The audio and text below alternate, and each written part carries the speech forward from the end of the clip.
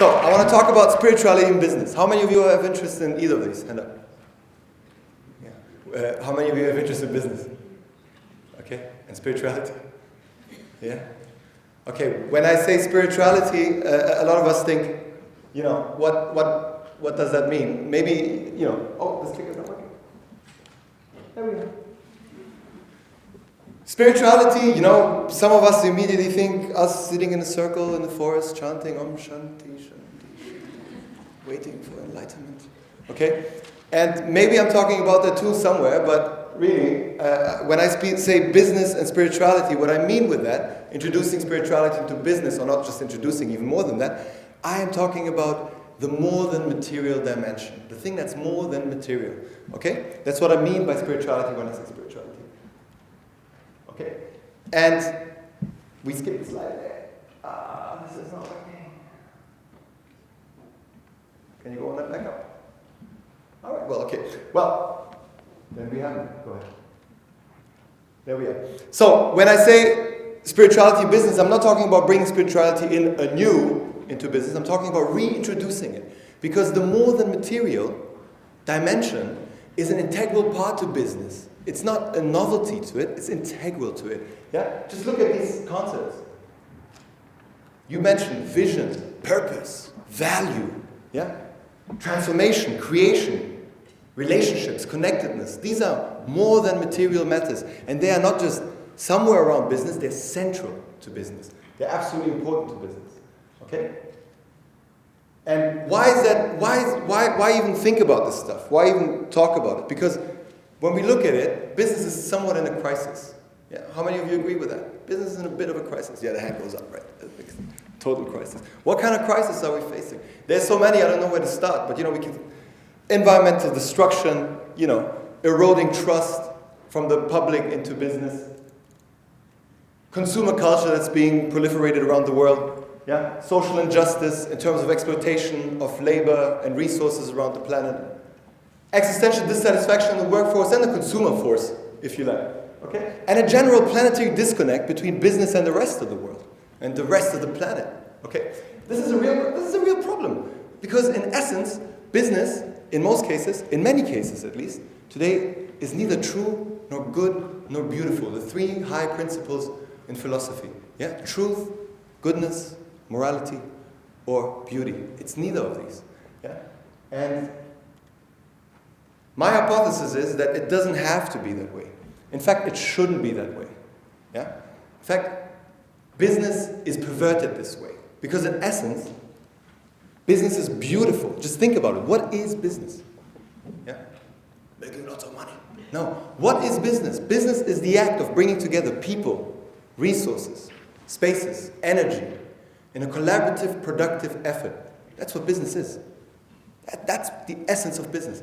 And that is beautiful. Yeah? So, how can we restore that beauty in business? How can we bring it back to its essential beauty? 5 things I propose we can do. Leveraging this more than material dimension in business. Okay? Number 1, leveraging the concept, the spiritual or more than material concept of purpose. Yeah? I would like to urge us to reframe the purpose of business. So what's the purpose of business? Not my students, please. What's the purpose of business? Yeah? What do you think I hear as an answer when I ask this question? Most of the time. Money, profit. Yeah? Cash, money, profit. Exactly. The purpose of business is profit. And if you can't make profit, get the hell out of business. Yeah? Have you guys heard of Peter Drucker before? Peter Drucker was a beautiful management thinker, business thinker. He said, it's great to make a profit. And it's great to optimize your strategies. And it's great to optimize your processes. But for you to have a business, somewhere at one point, somewhere down the line, somebody will have to buy something of you. Okay? Now, try and turn around to your market and say, the purpose of our business is to make as much profit as possible. Please buy my profit. Doesn't work. Yeah? Because that's not what business is about. Yeah? Business is not about profit. Maybe I have to throw this thing outwards. Yeah? Business is not about profit. What is business about? It's about value creation, isn't it? I mean, we say profit. Why? Because profit is a metric of value creation. Yeah? The idea is we have resources that come in, they have a certain price. Price reflects value, or so we think, right? And then we have something that comes out of our system that also has a certain price, if that is meant to reflect its value. So if the price is higher, the price of the output is higher than the price of the input, that means that in our creative destruction process, yeah, we've destroyed some value, but ultimately we've created more. Hence, if there's profit, there's value created. Right? Can you see that logic? Makes sense. The problem is, profit is a metric, and it's not a very accurate one. It's not a very good one. Okay? It's not a very good one. So, I can see how we could conclude that business is about profit, because the assumption is if we make a profit, we've created value. But really, the purpose of business is not profit. The purpose of business is value creation. Yeah? Value creation. And I'll talk about value creation with you in a moment, okay? But it still sounds a little abstract. To make it a little bit more concrete, what I would say is the purpose, or what is value creation, yeah, is contributing to human well-being and human development. And that's the purpose of business. If you go down that line, okay? The purpose of business is to contribute to human well-being and the development of humanity. Now, can you see why I said at the beginning, business is beautiful in essence? Because that's pretty beautiful. I think that's pretty beautiful. Okay, anyway. Number one, purpose, leveraging purpose. The concept, the spiritual concept, or the more the material concept of purpose, in order to reframe the purpose of business as a whole. Number two, how do I go back? There you go. Up, down, you got it for me? Okay, number two, leveraging the more the material concept of awareness in business, in order to reintegrate the environment into our business rationale, into the way we think about business. Reintegrate the environment, okay, in our business rationale. Now, I was announced as a systems thinker and systems teacher. I do like to think in terms of systems. My students can't hear it anymore. But I'd like to share real quick with you what's a system. It's a set of components interconnected for a purpose. My dear colleague, Dr. Misha Hebel, defined it as such. I think it's amazing as a definition.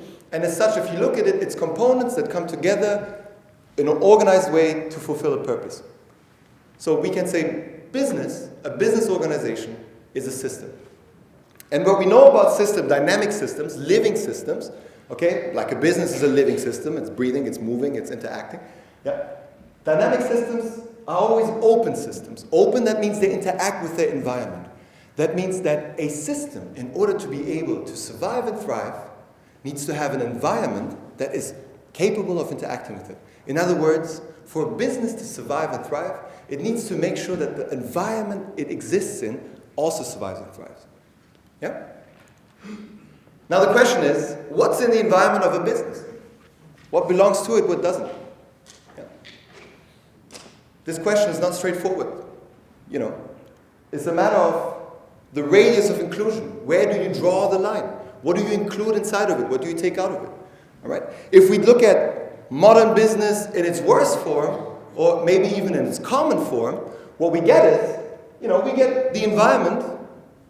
We get this logic that the environment is somewhat of a resource to us, to our process. So if I look at that from the perspective of radius of inclusion, of awareness, I would say what this effectively is, it's a pretty egocentric view. The idea is, I'm the center of the universe and everything else is here to serve me in my existence. Yeah? That's how we get to the idea that the environment is a resource. Fair enough. All right? Now, is that true, though? Is the environment just a resource? Is it just a resource to business? What about its market? Yeah? What about the trees that give us the air that we breathe, that help us go into the office and work? Is that just a resource, the environment? When we start to expand this radius of inclusion, when we expand it further, we might just realize that actually, yes, we are a center in the universe, but we're not the only center in the universe. There are other centers, and we're interacting with them constantly. Okay? And then suddenly we shift from an egocentric perspective into an eco-centric perspective, where we are a center, yes, but we're not the only one. We are surrounded by other centers of the universe, other systems, and we are interdependent with them. That means they're dependent of us, we're dependent with them, to them, of them, yeah, with them. And there's a relationship there. So when we employ this ecocentric perspective to business, then suddenly the environment becomes more than just a resource, which I think is true. It is more than a resource. It becomes the source of our activity as such. Yeah? It becomes the source of our activity as such. To put it in simpler words, there's this wonderful quote from a Native American that kind of illustrates this beautifully. When the last tree has been cut down and the last fish caught and the last river poisoned, only then will we realize that one cannot eat money. Yeah? So we might ignore that right now by saying, well, actually, the economy, the environment is just a resource for me. I've got the trees here, I cut them down, I make nice furniture, awesome. But just because we ignore it doesn't mean it's not a fact. Yeah? This is a fact. I mean, you can eat money, of course, but you can try at least. I don't know what's going to do for you. Yeah? So, from a business perspective, that means from a rational, clear business perspective, it's not a nice to have to say, let's take care of what's around us. It's not kind of the right thing to, okay, I'll do it. Yeah? It makes total business sense. It's the smart thing to do. If you want to keep doing what you're doing and do so through time, okay, then you must take care of the environment that surrounds you. Okay? So, second part, awareness, leveraging that concept to reintegrate the environment into our business rationale. Third concept, wholeness. All right? It's not just the external environment that matters to the business, but we can leverage the concept of spirituality, this more than material concept of wholeness, also in the internal environment of business. That means the organizations themselves. And what I'm proposing is that we transform the internal environment of business in order to strive towards wholeness. What do I mean by that? Max was already talking about the Industrial Revolution. That's one of my favorite topics. Okay? Because the Industrial Revolution was a huge breakthrough for humanity. Unprecedented in terms of our productive capacity. Unprecedented. And what made that possible was the invention of the machine. Yeah? Became the Leitbild, we say in German. Yeah? It became the metaphor for all things progress, including the metaphor for effective organization. The machine became the metaphor for effective organization. And I can't go into it in great detail, but effectively what that metaphor gives us, it tells us vertical hierarchies are efficient. It tells us that linear mechanical processes are the most efficient we can have, and you can actually organize human beings in linear mechanical processes. Yeah? Okay. It tells us that specialization is very good, and with specialization comes micro-focus. That means a narrow radius of awareness, a narrow radius of inclusion. You do your thing, you hammer, yeah, you screw. All right. And it tells us that, rationality is all that matters. A radical objectivity. Only that which matters, matters. I've recently pointed out to a friend of mine, in English we have only one word for reality, which comes from Latin realis, which means of matter. That means of something, of a thing. In German we have the word Wirklichkeit, which comes from the German word wirken, which means to have impact. Yeah? Different. So it doesn't have to be of matter to be real. It only has to have a form of impact. But the mechanical, this machine metaphor seduced us into believing that only the things that have physical impact are real, the rest doesn't matter. Okay, that radical rationalism. Now, what that creates is it creates organization where you and I take roles and functions. Just look at these words. As human beings, what's your function in the machinery? Yeah? And also because, we don't have to care about the rest, what it leads to is that we say, you know what? We don't need nice people, just put them in there. Uninspiring spaces. We get rid of all the stuff all the art. Yeah, we get rid of all the art. Why? We don't need it. It's just cost factor. Just take it out. Efficiency. Right? And you know what the result of that is?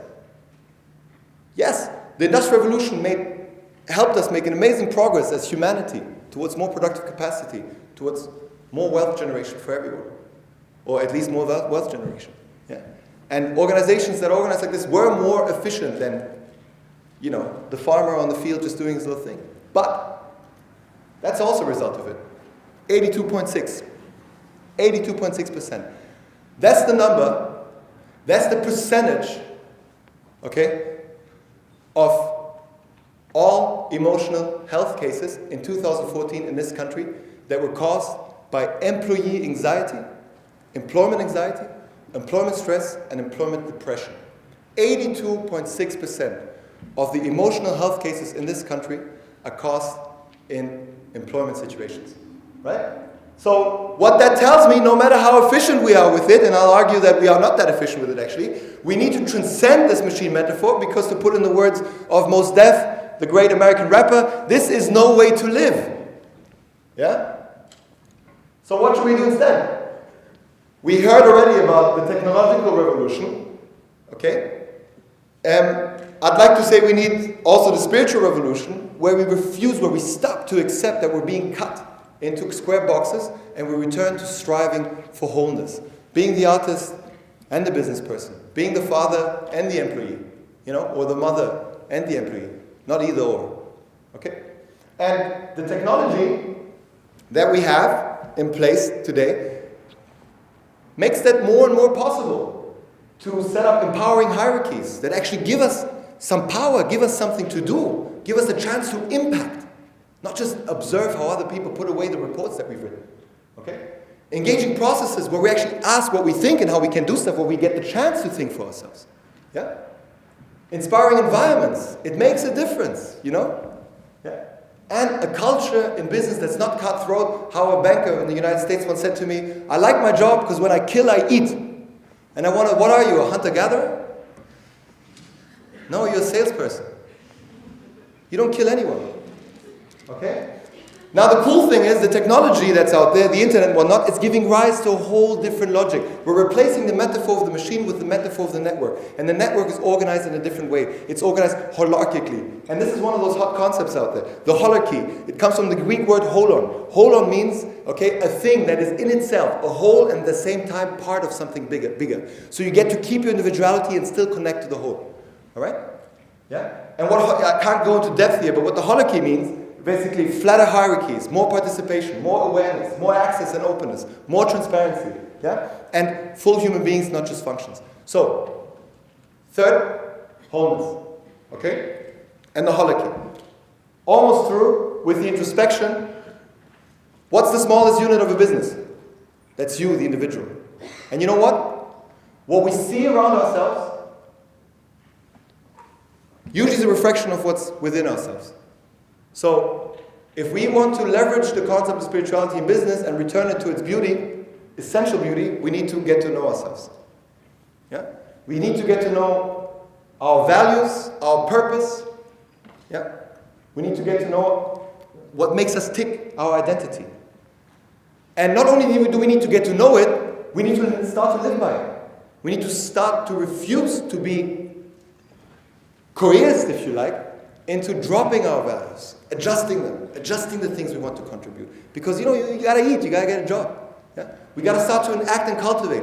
Why? Because if we start to act and cultivate the things that we believe in, then we'll start to shape the world we find ourselves in. So the fourth spiritual concept that I'd like to leverage in business is introspection, and ask you to get to know yourself and enact that which you find there. And last but not least, I want to talk about the concept of relatedness, and invite us to rethink how we look at value and how it is created. Okay? Now, what is value? That's one of the most ephemeral and difficult questions in philosophy, in business, and I don't want to attempt to give you an answer to this, but what I can say is that in business in general, we have this tendency to think, well, no matter what value is, it's probably appreciated in a subjective way. In other words, that means the way the perceiver determines if something's valuable or not. Okay? So the process of value creation becomes a process of manipulating the perceiver's perception into believing that something is desirable and awesome. Care for salad dressing, anyone? Yes. Last time I showed the slide, people jumped up, ran out, came back with the salad dressing, and it's, I can't. No? Okay? That's when you get that. Okay? But is value really subjective? We all know the example of the bottle of water and the diamond. Would you take a bottle of water or a diamond in this setting? Oh, everyone takes a diamond, of course, because even though it has no use value, it's so pretty. Yeah? Okay, so yeah, it's subjective. But change the scenery. Change the scenery. Put us in a desert. We've played this game many times before. What are you going to choose? Diamond or water? I don't care about that pretty diamond. Give me that water. Economists have their own explanation to this. I don't want to argue with that explanation. But what I want to point out is that, in fact, the context affects the meaning that we put on things. That means that value, wherever it may come from, is not just subjective. It's also subjective, but really, it's contextual. It also depends on the context in which the subject, the person that appreciates the value, finds themselves. What that means is it depends on the existing relationships that they have and how the value create these new relationships between people, spaces, and objects fit into this context. So what I take from this is that value emerges from meaningful relations. Meaningful relationships. I'll point it out again. Specifically, meaningful relationships. Not just any relationships. Okay? Yeah? And what the implication of this is, for us as business people, is to create value, we don't need to go out and manipulate people's perceptions. We need to go out and create meaningful relationships for them that have meaning in the context that we're trying to place them, for the people for whom we're trying to do them. Okay? So I'm asking you, how meaningful is this to you? Yeah? Sex sells, we know, but... And this is, when we talk about relatedness, what I want to leverage with you as well here. I want you to understand, I want to invite us all to become more critical and a little more granular in our understanding of how value is created and differentiate between value creation and value capture. That means in one, I'm creating it, I'm baking the cake. In the other one, I'm slicing an existing cake up. And I'm trying to get the biggest piece. Okay? So, spirituality in business. 5 concepts that I'm proposing we can leverage. Purpose, awareness, wholeness, introspection, and relatedness. Yeah?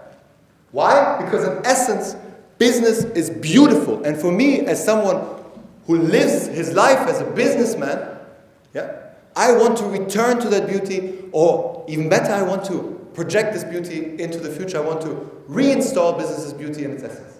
Okay? And as an entrepreneur, I'm going to finish on a call to action. I want to invite you, not just take this in conceptually and think, because it's not a conceptual thing, this is a practical thing. Yeah? So I'm inviting you to practice this in your own business, be that as an artist, or a student, or a business owner, or an employee, or an entrepreneur, it doesn't matter. Yeah? Because if you do, and if you do your work in a true, good, and beautiful way, then we can restore the essential beauty of business. Thank you very much.